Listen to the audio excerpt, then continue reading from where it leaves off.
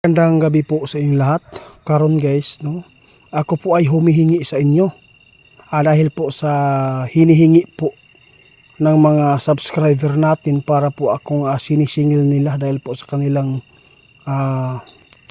pag-suporta sa aking mga video, no. Ito lang po yung masabi ko sa inyo, patawad po kasi hindi naman po tayo mayaman. Wala po tayong pira, no, sapat na maibigay sa inyo kung ano man po ang gusto po inyong hinihingi ngayon. Kasi marami po kayong naghihingi po ng pamasko. Sabi nila guys, humihingi po sila sa atin doon sa kaibigan po natin mga duwende tungkol po sa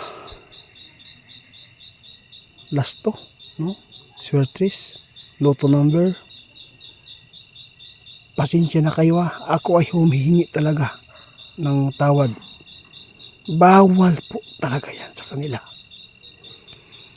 Masakit man po talaga basahin po ang inyong chat, pero wala akong magawa dahil po nabigyan ka man ng ganyan, pero panandalian lamang, pagkatapos nagkasala ka pa, no? Kaya gusto ko ipaabot ang aking paghingi po ng tawad sa inyo dahil seryoso po tayo dito guys. Ayaw ko po talaga na maligaw kayo no? Kasi bawal po talaga yung sugal sa ating mga kaibigan. Ayaw po nila na suwayin po yung anuman po ang kanilang ipinapaabot. Kaya nandito ako, gusto ko pong malaman ninyo kung gusto po ninyo ng swerte sa inyong buhay, ibibigay namin ng ating kaibigang duwende, no? Ito po ay para sa inyo. Kusang loob namin ito ibibigay kasi po gusto po ninyo meron kayong magagamit. Kaya tuturuan kayo ng ating kaibigan kung paano kayo maging successful sa hanap buhay. Kaibigan, oo nga, ako ay humihingi sa inyo ng tawad dahil po ako ay nagkasala din sa inyo. Sinabi po ninyo nung nakausap kita kahapon na kung ano man po yung sinabi ng linyo ay ganoon din po ang inyong ipapaabot. Marami pong na-open po guys, no? Marami pong nag-chat sa atin. Sinabi nila, piki ka. Yun po sabi guys. Ito lang po masabi ko. Wala po akong sinabi sa inyo na yung pagkikipag-usap ko sa ating kaibigan, hindi ko po kayo sinasakal na kayo ay maniniwala dito. Nasa inyo lang po ito kung puniton man ninyo ng mga advice sa atong amigo, kung ikakabuti naalang sa inyo, nasa inyo lang po. Kasi guys, pasensya kayo guys, marami pong mga tao na nag-chat sa atin, no? Sinabihan tayo ni maganda, kahit po ay bibigyan natin ng kunting tulong para po meron silang pambili, pero sinasabihan tayo na kulang pa yan kasi pang gasolina lang daw yan na maibigay natin yung 500. Pero pasensya na kayo kasi hindi naman ako mayaman. Kung gusto po nyo ng swerte, ito po ang gagawin ninyo, ito po ang sasabihin ng ating kaibigan.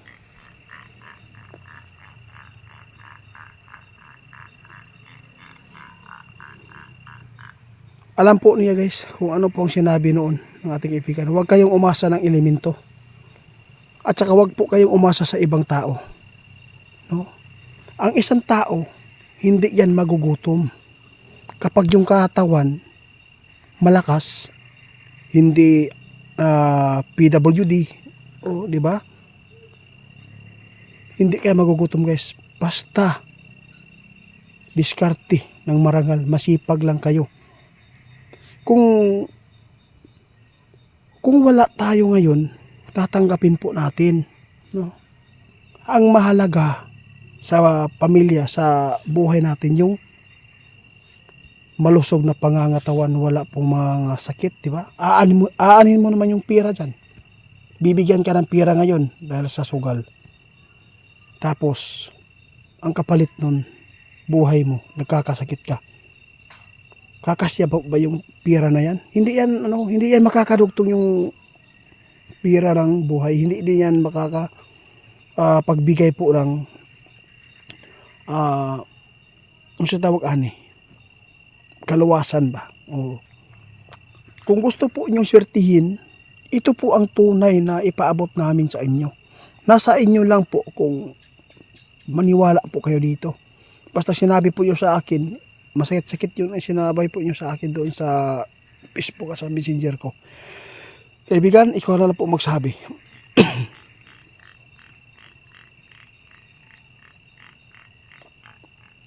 Ayun. Ito po yung sinabi natin, kaibigan. No? Kaya hindi po kayo pinalad ngayon dahil po meron kayong kaakulangan, no? Lalo na kulang kayo sa sipag, tiyaga, kulang sa diskarte. Tapos umasa kayo sa mga sugal-sugal. Hindi po, tapos lalo kayong maghihirap niyan. Yun po talaga ang totoo, guys. Kung gusto po nyo ng swerte, sabi ng ating kaibigan, kahit gaano pa yan kaliit yung kita mo, kung galing sa mabuti, di ba? Tapos pinaghirapan mo yan, pinagpaguran, pinagpapawisan mo yung trabaho na yan na marangal. Alam mo ba, guys, kung anong mangyari? Kahit gaano pa yan kaliit, hindi mo akalain yung blessing. Magtaka ka kung bakit po grabe to, kunti lang yung kinita ko, bakit po, no? Parang ano talaga, kasya, di ba? Subukan po ninyo, marami kayong pira dyan galing sa sugal. Magtataka ka, bakit naubos yung pira ko? Sana sus, grabe, hindi, wala naman akong biniling bakit ang bilis na wala? Yun po ang ibig sabihin ng kaibigan natin.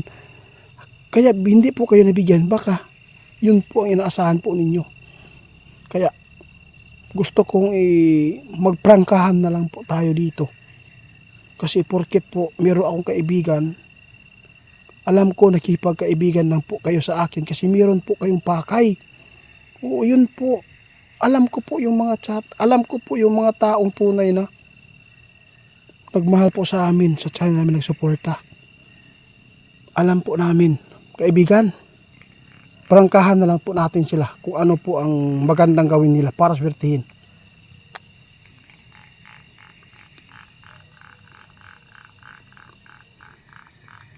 Sabi po ng ating kaibigan, guys, ito po, gustong swertihin, maraming trabaho doon na marangal, guys. Pwede kayong mag-construction worker or helper lang. Marami. Magtiis lang. Kasi ang panahon, gumugulong yan sabi na ating kaibigan. Hindi po yan na ibigay po ngayon, sa susunod maibibigay po sa inyo. Lalo na kung sumunod kayo sa kalooban sa Panginoon. No? Sundin po ninyo kanyang utos. Huwag po natin unahin yung mga material na bagay kung gusto po ninyo ng swerte. Kasi ipinagdamot yan sa inyo dahil po kulang kayo sa pananampalataya, hindi po kayo sumunod sa kagustuhan po ng Panginoon. Ang inauna, puro material. Mahirap yan. No? Mahirap yan ibibigay sa tao. Hindi po lahat po ng yumaman ngayon nanggaling po sa Panginoon. Yun po ang totoong buhay, guys. No? Pwede yan galing sa demonyo para po ikaw ay tiwala ba? Mapaniwara sa Bisaya o sa Bisaya sa Tagalog, para ikaw ay maligaw sa mabuting gawain. Kaya kaibigan, oo. Kung gusto daw ninyo, guys, na swertihon mo, mo ang buhaton ninyo. Magtiis kayo sa trabaho. hanggat may lakas pa kayo, tiisin po ninyo, diskarte. Marami po mga tao dyan na galing po sa kahirapan, 1D18, tiniis nila, nagdiskarte ng marangal. Anong nangyari? Maraming yumaman po na mga galing po sa dukha. Di ba? Huwag po kayo mag-chat po ng ganyan kasi sakit man na, di man na maayo. O porkit 500 lang ibibigay ko, sasabihan pa ninyo ako na panggas lang yun. No? Pang binata daw na kwarta. Di, patawad po. Kung yun po ang inyong kagustuhan, na gusto nyo yung malaki, hindi po ako magbibigay na. Kaya salamat lang po. Guys, ako ay humihingi sa inyo kung bakit po ko po nasabi ito. Kasi ang iba gusto po nila na hindi magbalat ng buto. Gusto po nila na yung pira ay galing po sa di maganda. Kung ano man ang ibigay po sa atin, tanggapin po natin. No? Kasi katulad po ng mga karamdaman ng tao, kung tayo ay binigyan po ng karamdaman, no? Handa tayong tumanggap. Yun po. Kung blessing, napakaganda. Kaya ito yung ipinapaabot ko para po matauhan yung mga tao na ayaw magbalat ng buto. No? Kung gusto po niyang swerte, nasa Panginoon ang swerte. Wala dito sa elemento. Yun po ang totoong buhay, guys. Sa lahat po ng mga nagmamahal po ng tunay sa amin, salamat po sa inyo. Shout out po sa inyong lahat, no? Mag-ingat po kayo. Kung meron po ako mga kamalian na sinasabi at pinapaabot dito, ako ay humihingi sa inyo ng tawad, kaibigan. Salamat sa inyo ang ipagsabot sa pag-intindi po niyo sa akin. Sinubukan ko lang kayo, baka po, no? Makatulong din ako na makapagbigay kayo kasi po hindi ko naman alam na ganun din pala yung kay kaibigan natin din ninyo, di ba? Salamat po sa pag-intindi.